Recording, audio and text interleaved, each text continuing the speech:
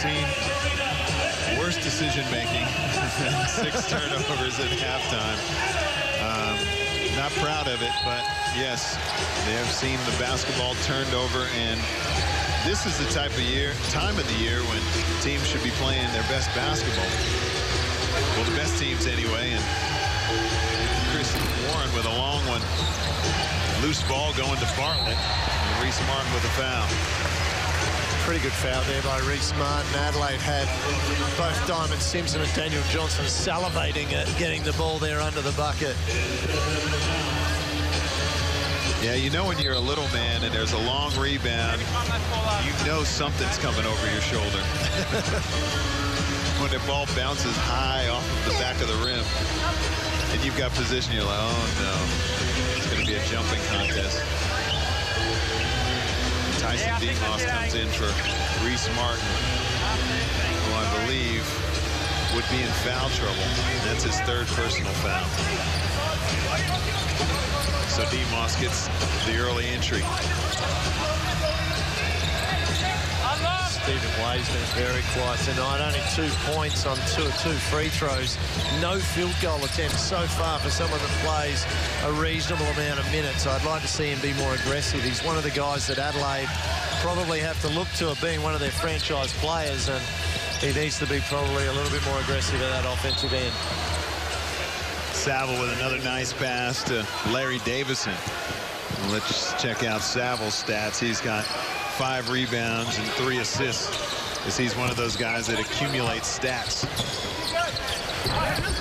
He's done that right through his career, hasn't he? Although he has lost a little bit of a step offensively, he's still able to get himself into the right position to get those boards. Thank you.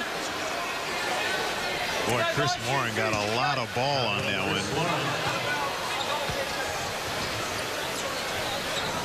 We'll get another look at it. Saville with the pass to Davison. Larry Davison, 2 shots.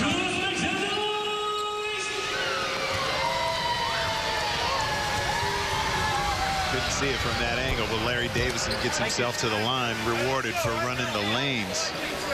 And that's a big guy. That's what you want, isn't it? Otherwise, they just stop running, don't they? If they're gonna run that way and bust it down the court, they want to see a ball at the end of it. They're going to stop running after a little while if you don't give them the ball. Warren turns on the Jets to Bartlett.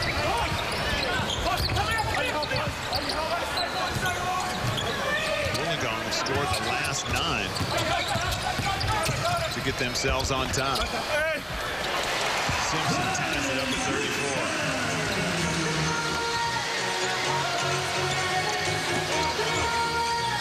Looking like we're going to be in for a nail-biter here, Steve, at the end of the game. They're so evenly matched, these 2 teams. Oscar Foreman kicks it out to Davison. A couple of quick moves, and Larry Davison's starting to get into the flow of this game. Finish over the top. Little turnaround fall away from the big fella. Nice looking shot. Johnson hands it off to Warren. Simpson. He'll shoot the free throw, and it comes up short. That did not get above the ring. That was very much a free throw. It looked like a dart. Saville creates a little space for himself, long off the back of the iron. Larry Davison knocks it out of bounds.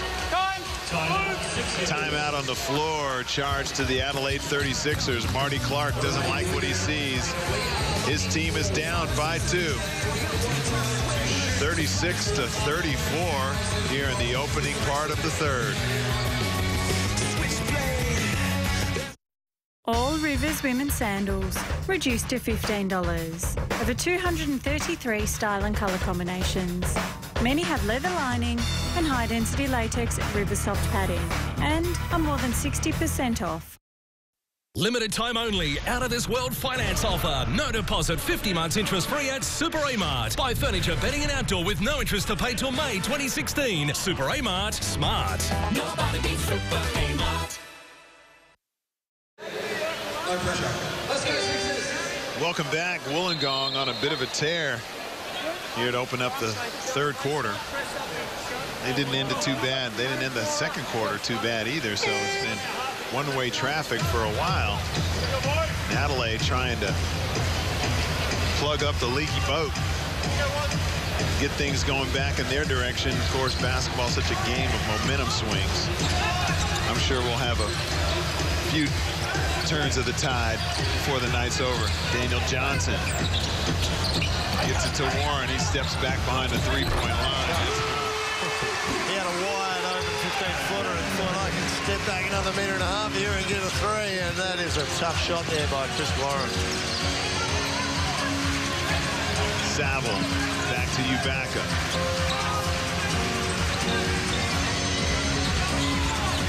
Ubaka with space to Oscar Foreman. Good closeout on him. Tyson Demos got to get one up. I'm surprised. He looked at the clock and saw 2 seconds and put the ball on the floor. Yeah, he needed to shoot that one. It was good defense in the end there by the 36ers, but I would have thought Wollongong could have exploited down low. Glenn Saville had Chris Warren on his back, and I would have liked to have seen him get the ball down there. Chris Warren pulls up from deep and splashes a big three. Man, that was from deep. We're going to have to get the three-point police on that one to tell us how far that was. Oscar Foreman comes up short. That sticks Wollongong's way. That was from deep. Let's see how far it was. Man, that was a good 2 steps behind the three-point line, and that never looked like missing either. And had Larry Davidson right in his face, too. Tough shot. Well, you know how you're in rhythm and you just feel it. And it was one of those. Ubaka with a hesitation. Adelaide's defenders here switching on every screen on the perimeter, and this is where Wollongong could really exploit them with someone like Chris Warren on the floor. I'd like to see them get one of their 2-3 men posting him up down low, because they could really exploit that. Especially Conrad. He's the one that's able to exploit on those matchups. That pass went right over the head of Stephen Way. I mean, just over his head, like a couple of centimeters. Bartlett with the foul. And a couple of Adelaide fouls in a row. Wollongong closer to the bonus. Wollongong having a little trouble getting it in. Get it to Larry Davison. To Ubaka.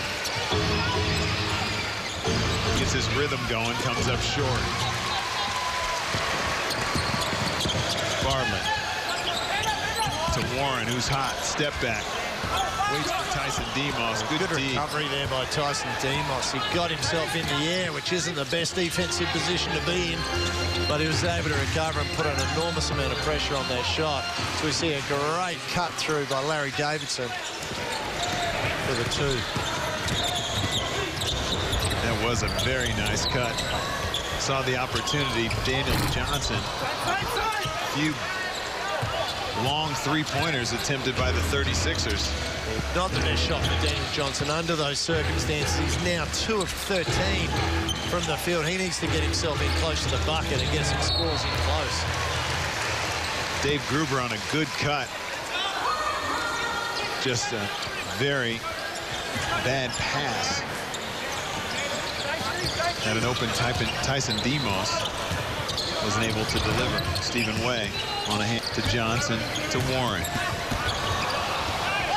Davison to Demos to Gruber for the jam. Misses it. Oh. Like that, though. Challenged well. Aggressive. Wasn't able to get the finish. Way to Johnson. He turns it down. He wants to get to the rim. That's a better option. Much better option. He probably could have shot the 3 there, but at 2 of 13, much better off taking it hard at the rim. Wollongong turn it over, squirts out of bounds. It's amazing when you're having a night like that at 2 of 13, you always seem to find yourself open when you're having a really bad night.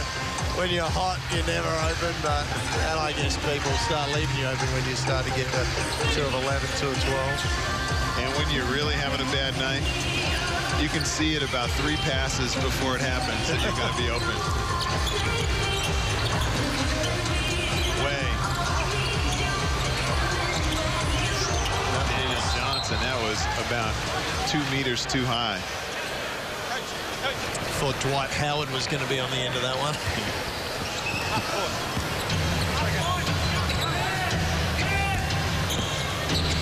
All-Star game in the NBA just taking place. The dunk competition, I've heard varying reports. Some people saying it was a little bit average this year, but not as many big names in the dunk comp. Diamond Simpson blocks another drive of Ian Ubaka. That won't come up on our stat computer about how many times he's had his shot thrown out. But Diamond Simpson, that's his second block. And Daniel Johnson has one. I think it's safe to say that all 3 of their blocks have been on Ian Ubaka. Yeah, good outside defense there from Adelaide, being able to get those blocks, as we see good D on the inbound pass as well to get that steal there with Diamond Simpson. Darren Ing injected into the game. It'd be nice to see him come off 3 or 4 screens and get open here. On the curl cut, that'll be a violation, foot violation.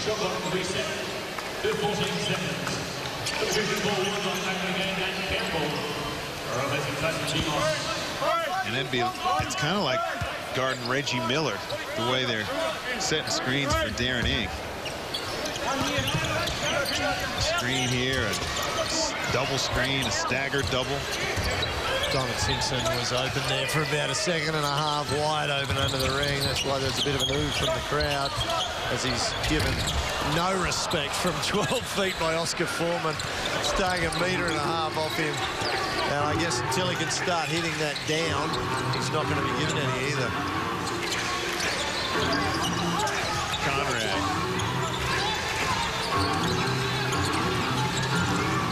Ubaka. He's fouled by Chris Warren. Well, Ubaka doesn't shoot that many jump shots, but he sure freezes the defense and stands them up with that hesitation, doesn't he? He does a very good hesitation move, and for the juniors out there watching, they could probably see how he lifts his head on that, and that gets the defense out of their stance as he's then able to explode past, get his shoulders in front and get to the bucket.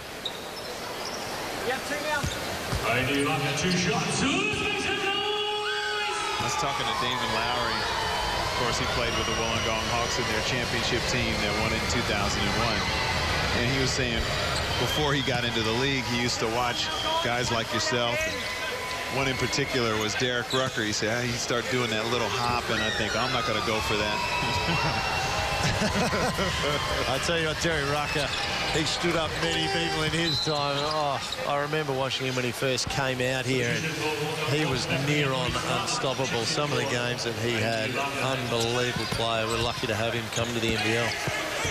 Oh, he used to get big numbers on guys that were stoppers, would shut people down, and he was amazing. MVP his first season back in 1990. The NBL greats. Warren.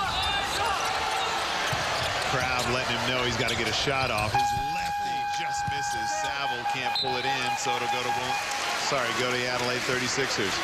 Got a better shot off than I expected in the end. With only a couple of seconds left, he had defense all over him. Was able to get a nice little left runner in the lane at the end of it. You know, for a guy that's not very tall and slight of build, he sure maneuvers well in getting to the rim. He's a great shooter. He's got such a quick first step. And with that being able to shoot like he does, the defense kind of gets caught in between sometimes. We see Stephen Way get on the board for his first field goal of the night. Oscar Foreman turned down an open look at the top of the key. And Saville. mismatch with Daniel Johnson. Creates a little space for himself. Can't get the roll. Tough shot there, Saville. Glenn does a great job of being able to clear some space for himself when he's attacking the defender, and even over Daniel Johnson, able to get enough room to get his shot off. And Gordy McLeod cannot figure out how this is not a charge. Oh, yeah, that's a charge. Oh, my goodness.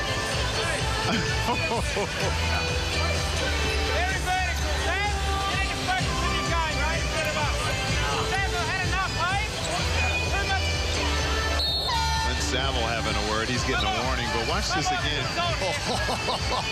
That is right down the middle. That's a charge anywhere, isn't it? He's got an argument. I don't know if Saville does.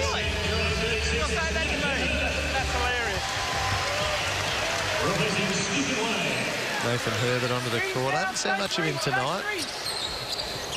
I think Ings getting his minutes.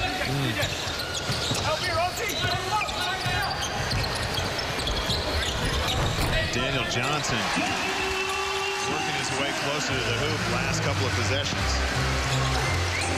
That's what he's got to do when you're having a dirty night at the office offensively. You've got to get as close as you can. Try and pick up some of those easy ones, and he's starting to get in there now, get closer to the bucket and score. Oscar Foreman catch and shoot from the baseline. Daniel Johnson, he's having a career year, averaging 16.4 a game, compared to his second best year, which is 10.6. And when you're a consistent scorer in this league, you have to find ways when it's not your night. Herbert on a good cut, can't get the finish. Another one of those little ones that should be going down. Both teams missing a couple of those sitters tonight. That's why it's such a low shooting percentage, and done the good work getting themselves open. Conrad comes up short. Campbell, strong drive, and it's blocked again by Daniel Johnson. King to Johnson, who turns it down. Mitch Creek fires away at three. That makes him a dangerous player when he's knocking that down. If you have to come out and respect that, then his speed and athleticism, taking it a slash towards the bucket, is going to make him hard to defend. Ibaka takes the bump. He's very good at, once he's got you on his hip, he's the one that's initiating the contact, and he's acting like he's getting hammered. But Mitch Creek knocking down the three-point line. He's quick and explosive enough when he knocks one down and you got to close out hard on him. Twice as quick, twice as explosive. And you don't blame Wollongong for defending him like that, do you? I guess you've got to earn that respect, and with his numbers that he is shooting from 15 feet outwards, you probably are able to take that gamble early on in the game, and if he makes a couple, live with that. Wollongong perfect from the line at 7 for 7. Have gone a perfect 4 for 4 in this quarter, which usually means this is the one that they miss after you mention it. Oh, Ibaka, a very good foul shooter. He's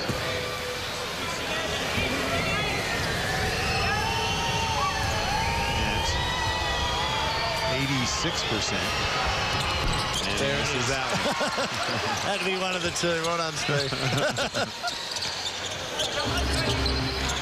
And he shoots 86% on his career as well, so career miss from him. That's a pretty good shooting percentage over your career to be shooting at 86%.